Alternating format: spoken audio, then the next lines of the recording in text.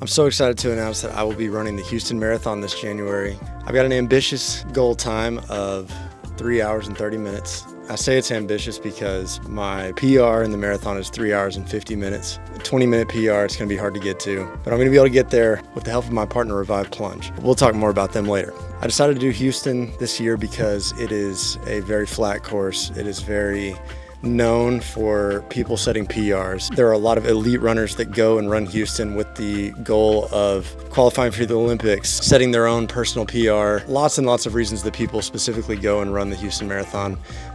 It's part of the World Majors organization. It's not one of the World Majors, not one of the 7, but it is part of the organization that is the World Majors. So it's a pretty big deal race, and it's in my beautiful home state of Texas. I live in Austin, Texas, so it's just about a 3-hour drive down the road. There's really no reason not to do it. And whenever Revive came to me and said they wanted to partner with me on this and to help me reach this goal, I absolutely said yes. I've been using Revive for about a year now. I've had this plunge behind me for about a year now, and it's been wonderful for me. Really, really helps with my recovery, really helps to feel fresher every single day than I normally would. But one thing that I haven't done with it is use it consistently during a marathon training block during the winter. So that's what's going to be different about this, is that I'll be training through the winter. It's going to be through some of the colder parts of the year. Luckily not exactly the coldest parts of the year, because that usually comes towards the end of January here in Austin. But it's still going to be cold, still going to be using this cold plunge. Probably going to see some ice content. This thing makes ice. We're going to get in the ice cold water during the ice cold weather. Hopefully it's going to help me to just stay fresh, stay consistent with this training, help me reach this time goal. Something that I've always struggled with is having a consistent recovery routine. Whenever I'm training for a marathon, I want to just get out there and I want to run. I don't love doing cross training of any kind necessarily. I've never really loved working out in the gym, never loved lifting weights. I just want to get out there and run. And unfortunately, every single marathon training block that I've ever done, I've ended up getting injured, largely in part because I don't have a good cross training and recovery routine. So this training block, I'm being very, very intentional. Dynamic warm-ups, at least once a week, get in the gym and do some weight training. I've already been doing that this training block, and I can already tell that it's making a huge difference in the way that I feel. Fatigue in my muscles is not as intense as it often is whenever I start hitting those higher mileage weeks like I have in previous training blocks. So strength training is already paying off. One thing that I really, really need to be consistent on, that I'm dedicated to being consistent on this time, is recovery. It comes in the form of stretching, comes in the form of yoga, and it comes in the form of using this cold plunge. I'm super excited to see how that's going to help me out this training block. I'm also really, really being careful about what I eat, trying to eat really healthy, trying to only eat carb-heavy meals the night before long runs or before high-intensity speed training, trying to eat lots of high-protein meals, meats, vegetables, all that kind of stuff. I'm just really approaching this training block very differently because Houston is so known for setting a PR. I have the best chance of getting that PR at this race. We're going to get started today. I'm going to go for just a short 3-mile run. It's the middle of the afternoon. It's in the 90s right now here in Austin. I'll take you along for a run, and then we will recover with this here Revive Plunge.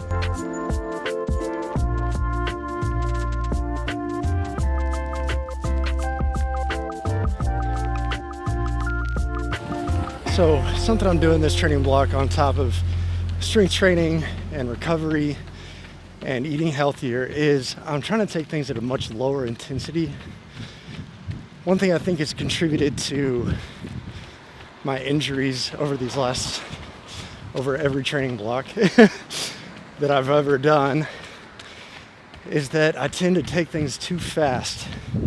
So like on my easy days, I'd be going too fast, just 8:20 a mile, 8:15 a mile. I feel like that's contributed to a lot of just fatigue in my body that didn't need to be there. So this time I'm really trying to focus on staying down in zone 2. I'm doubtful today we'll be able to stay in zone 2 just because of the heat. But that tends to mean running about 9 minutes a mile or slower. And it can feel discouraging because you want to go fast, you want to feel fast. But the times that it really pays off is on your speed days, on your long run days, when you realize how much more fit you are than you used to be because of taking your easy days easier. I'm so used to running in the mornings. I always run typically before the sun's even up. Right now it's October and sun doesn't really come up till about 7:15. That early in the morning, the temperature here in Austin is a lot better, you know, mid 70s, but the humidity is awful. We're at about 4:15 in the afternoon. Feels like it's freaking June out here. Way less humid. So it's such a trade-off running in this town. But guarantee you, by like December, it's gonna be so cold. We don't get fall around here. We get summer right up until it gets cold. And then when it's cold, it's cold. For me, a Texas boy. So I wanted to talk a little bit about this Revive partnership. They have been so gracious over the time that I've worked with them. And something that they're offering to you, the viewer, is 10% off. You can use this code. It's KC10. Use that code at checkout. You'll get 10% off any purchase at Revive. Pretty awesome. Something I've never really been that good at is knowing what to do in the gym. You hear a lot of people say that running is a single leg sport, and that is true. Controlled falling, some call it. So I've been doing split leg squats, goblet squats, deadlifts, and I've been doing some oblique ab stuff that hopefully is helping my hips too. Y'all tell me, what kind of stuff should I be doing in the gym? Because I'm not the best at it. I've never had a consistent strength training routine during a marathon block. So tell me, help me out. What should I be doing? We're gonna be doing this journey together all the way through the marathon and a little bit beyond to show how Revive's helped me recover from the race. So you really should subscribe. Like this video, comment on it, subscribe to this channel, and you'll stay in the know the whole time. And you too can see how Revive can help you recover.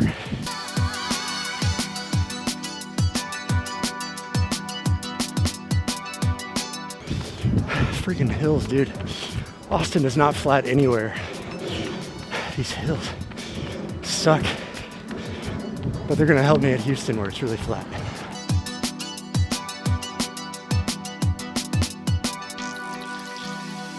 This heat, I haven't run in this heat in a while. Feels like cross country in high school. Except no coaches yelling at me. And I definitely went way slower than we used to go back then. So, did not go as easy as I needed to go. I know I just talked about going a little easier, but like I said, I have a tendency to go a little too fast, especially when the conditions are a little different than I'm used to. But that's good training to get ready for the race, because Houston is a little bit hotter, a little bit muggier than Austin even, because it's closer to the coast. It's good for me to run in different conditions than I'm used to, because it'll help me to regulate my speed and my heart rate regardless of conditions. But that said, I did not stay in zone 2. That's all right. It was only 3 miles, so it's not gonna kill me. If I had done that with like a 7, 8, 9 mile run, you know, not smart on the body, but 3 miles is okay. And it was make up mileage for not running as much yesterday, and also I didn't go to the gym today like I was supposed to. So it was punishment, I guess. Gotta go to the gym, gotta run laps when you don't do what coach says. Over the last year or so, I have been doing yoga, and it's taught me a lot about getting your body in uncomfortable positions and then not letting your mind get you out of them just because you're uncomfortable. So like one of my favorites, and I don't remember what it's called, is this right here, where you come down. It's so good for your hips. But you come down like this and then reach up in the sky. And I'm sure my form is not that good, but I've been doing just YouTube yoga, so, learning the form on my own. But it's not very comfortable, but man, it stretches out your hips. And if you stay there long enough, you can just really feel that hip loosen up. I honestly forgot to warm up this run. I just kind of got out and got going. Should not have done that. So I got to be really intentional on these stretches to do good. This is my first ever vlog attempt, so it's a learning experience to remember to do all the important run stuff and the video stuff. But that's all right, we're in this journey together. I've learned a lot through doing yoga about putting your body in uncomfortable positions and then not letting your mind take you out of those positions. And to be honest, that's everything in this series is that. Everything with marathon running, it's keeping your body in an uncomfortable position for longer than you think you can. And yoga is that way too. Honestly, even healthy eating can be that way too. Tell yourself, oh, it's okay, I can skip this healthy meal, eat something bad. But every part of this is things that are challenging to your brain, including cold plunging. Might be the hardest one because it's something that you're so not used to. That super cold water, especially if there's ice, your body's just not used to that. And so keeping your body in that uncomfortable position long enough to get the benefit out of it is where the real magic happens. So let's go jump in the plunge. We'll talk a little more after. I only have the chiller set to 50 degrees. I know that's kind of sissy of me. Should be like down at like 34, 38, something like that. It can be on whatever you want. But I've been kind of out of habit of plunging, so I've got it set to 50, and I'm committed to every single day bumping it down 1 degree. So probably by the time we're in peak training, we'll be down at ice level. It's gonna be fun.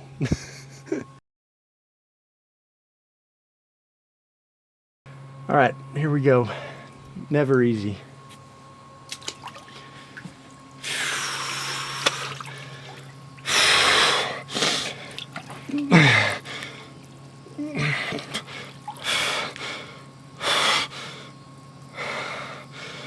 Always takes your breath away.